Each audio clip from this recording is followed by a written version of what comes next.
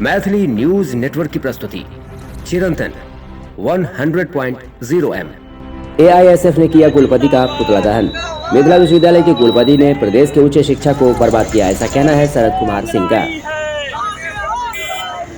India student federation AISF Darbhanga जिला परिषद के द्वारा मिथिला विश्वविद्यालय के भ्रष्ट कुलपति का पुतला दहन किया है।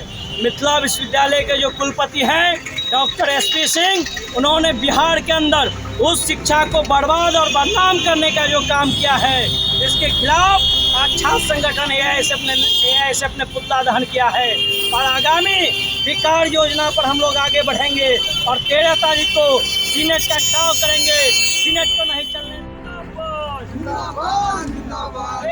AISF का नाम करने वाला कुलपति हो